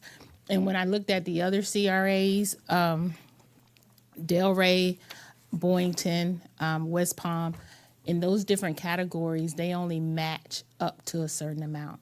But the owner has to show where they have already started the project. And it also states on the application, just because you put in doesn't mean you'll get accepted. So I just wanted you all to see a sample, and then if you wanted me to move forward. In that direction. Yes, ma'am. Do we want to put a top limit on it, or just use the discretion of the board as to how much funding they can have? I think I'd put a limit on Yeah, it. I'm not comfortable with picking and choosing, this mean, guy you gets get this caught up in and the this bias woman of gets it. I that. have no idea how Correct. much things cost nowadays, so I don't even know, what would be a recommendation from Travis or from, And but the the goal city isn't like to manager? pay, the goal is just to assist, Right, yeah? right, it's just, Yeah. and it's only a portion. Yeah. And One, it's- one quick comment. Travis Reese, Fire Chief, Community Development Director.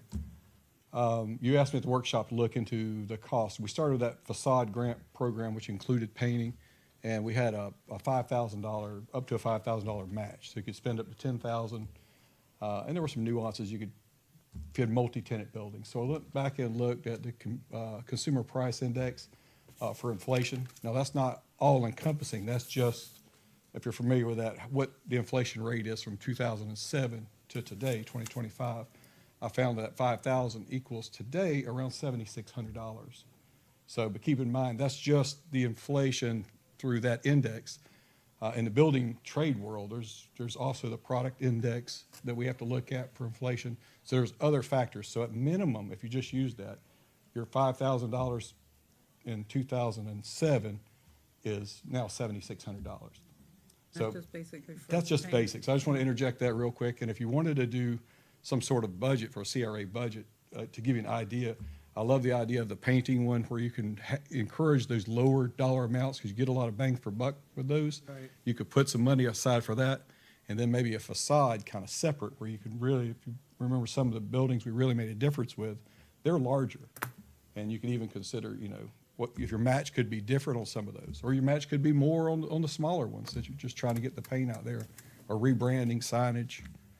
So Stucco infrastructure. versus brick, so. so Right, to and speak. infrastructure, we and the managers talked much about the need for infrastructure and, to have a nice percentage of money for things that maybe aren't glamorous, but are needed, that are underground, that Right. really, you guys can You can dress appreciate. it up as much as you want. Right, and it really, to me, really helps more, but the citizens don't see that, and the property owners don't see it.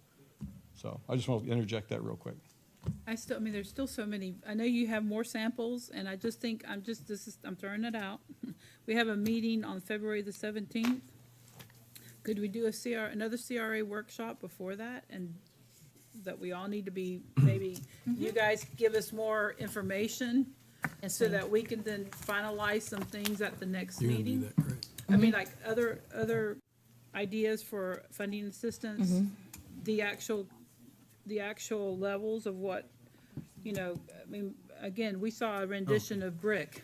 Well, but other people just stucco the front of their building, or other people, or decorative elements added to a building. So I would imagine that a brick facade is gonna be a lot more than a stucco facade. Right, So because you'd do have a we lot more buy-in with that. what, are there different categories that we would, and I just hate to sit here and come up with some stuff, and even though I like the look of the application, I just don't know if we, maybe with some other samples, we can determine. I know we can change it at any time. I just think before our next meeting, if we could have a workshop, and I just suggested the same day, because we could come earlier, but I'm just throwing it out there for you I guys. think it's a very good idea. I don't think we want to come at this not having all our I's dotted and our T's crossed, because Yeah, if I, it's a great program and it's a large sum of money. yeah, you got money in the budget now to actually work with, so we gotta do it the right way. So you want another We wanna workshop? maximize the Maybe do redevelopment. a facade. I mean, we'll have different categories, but to me, the old facade grant back in '06 or whenever it was anything on the facade. Some people did storefront doors and painting. I don't know if anyone did landscaping, but I would definitely include it on this There one. was some landscaping.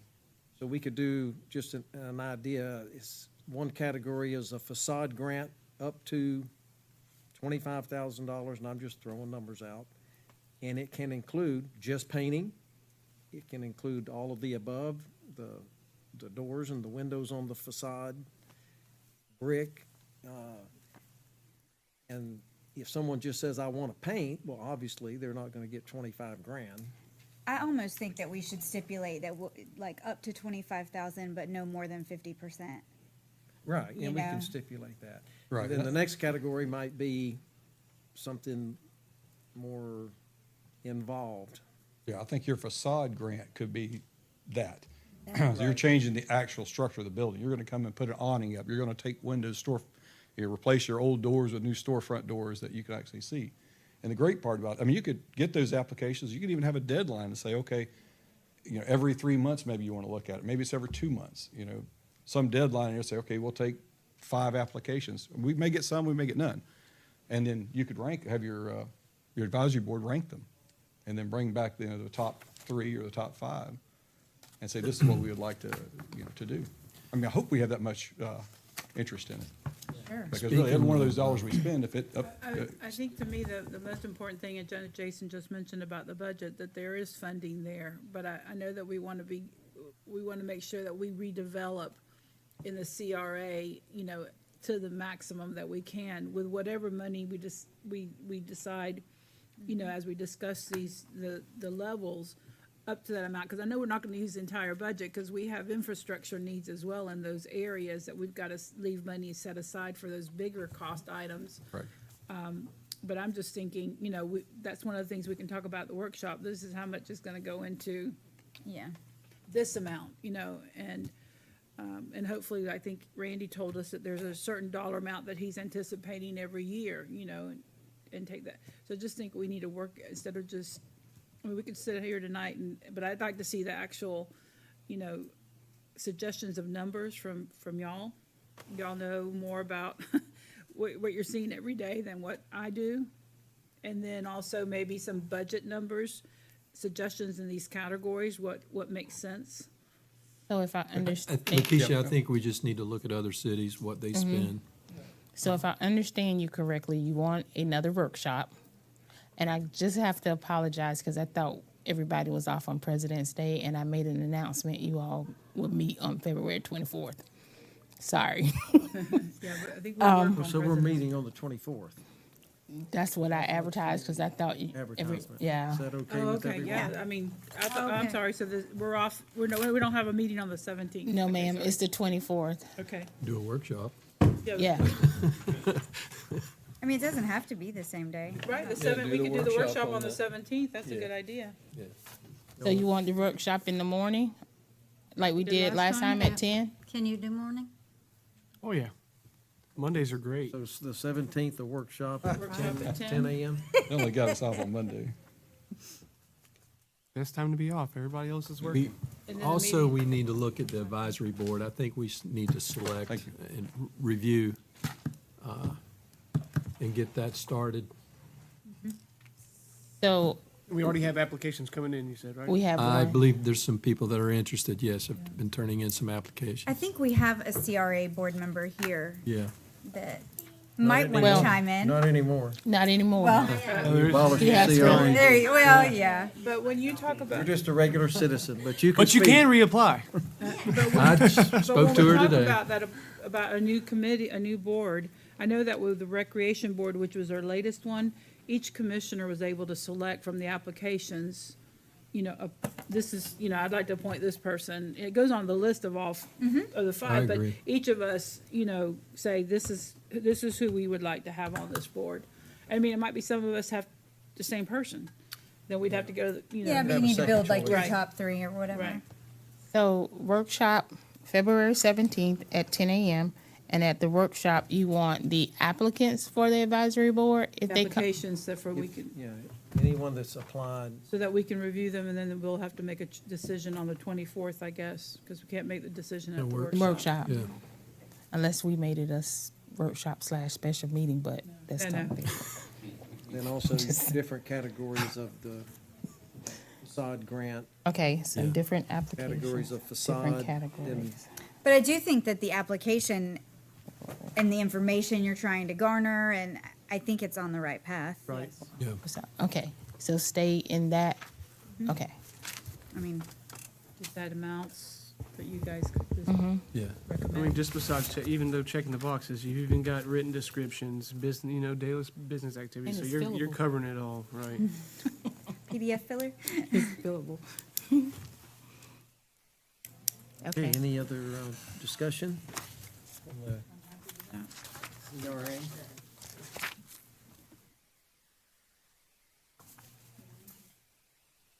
Hello, I'm Lisa Walker, a former CRA member.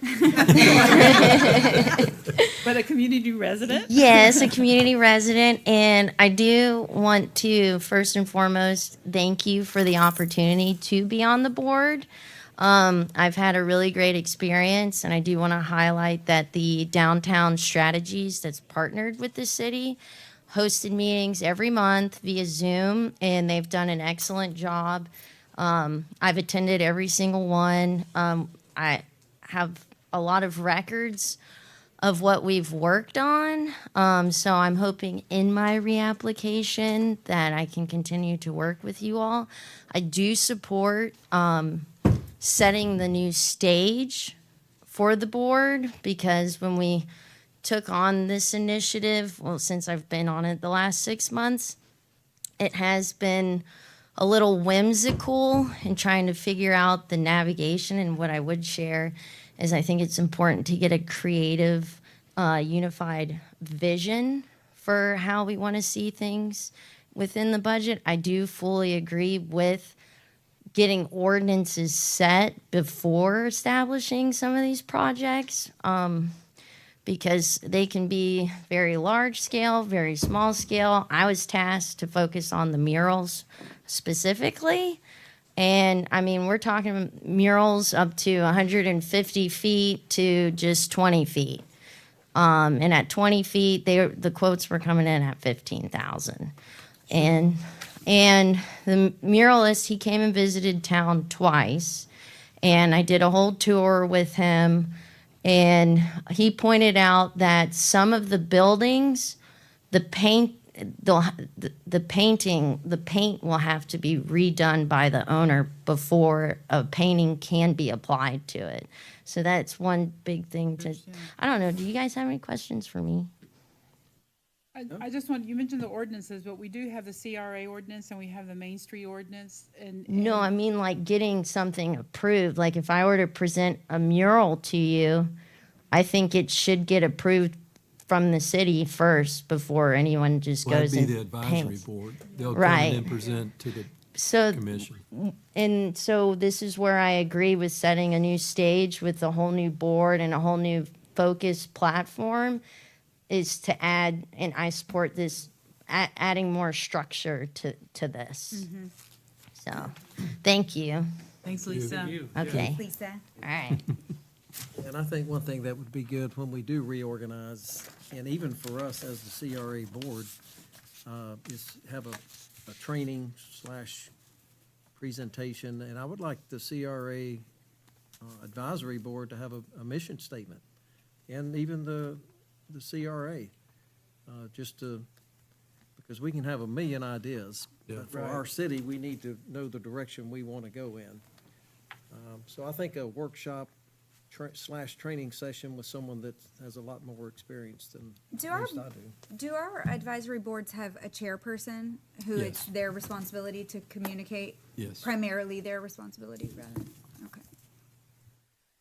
I do want them to take the sunshine course, please. Yeah, absolutely. Ethics. Rules and Because- procedure. Yeah, for sure. I'll take any information on the League of Cities whenever Okay, you can. got it. We'll talk about it this week. Okay, any other questions or discussion on the CRA? I know that it was mentioned, The It city just got clerk will help you approved, with so that. I'll send you one. I know Lisa mentioned the retail strategies, and I know that, I think we've seen drafts on it, but Danny, can you make sure for the 17th that we have a copy of that What's that? Mark? retail strategies? Retail strategy. You can Retail please strategies, email me, actual and I'll send it to you. document, report. Keitha would probably have the Probably, most current. Yeah, Yeah. met with her today. Okay, we'll move on to city staff comments. City manager? Well, Culver's is on their way.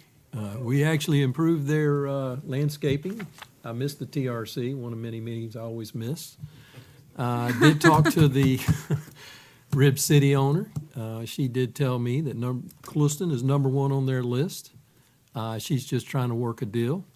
So that's some pretty good information. And of course, we've got some apartments going in and a couple of 3 businesses, I think, Travis, at the Commerce Park. Yeah, three new apartments and one new commercial building, possibly 2 at Commerce Park, so we're getting a lot of. Hallelujah. lot of Yep. traction out Great. there. Yep. Nice. Answering a lot of questions. Yep. So good news. Yeah, good. Moving along. Looks like they've broke ground on the hotel. Yes, they have. That's a which is good. Radisson, right? No. Town It's a place. Sheraton. Yeah, I think so. Was it What's Marriott family, maybe? Marriott. Marriott family? Marriott.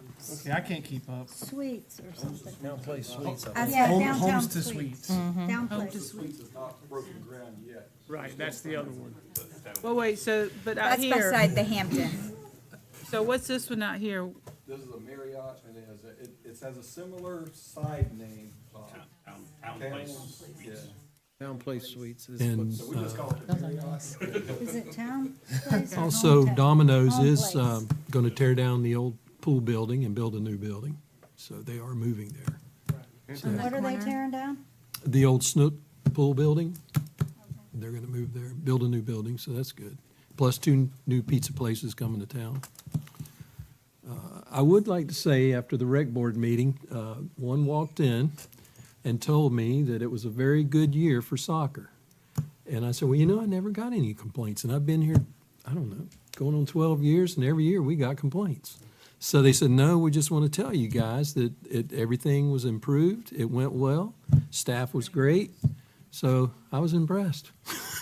Great. Well, yeah, I coach soccer for the high school, and I called Tim a lot. Man, I need the goals here. I need goals out there. They mixed up our playing schedules. We got a team practicing here.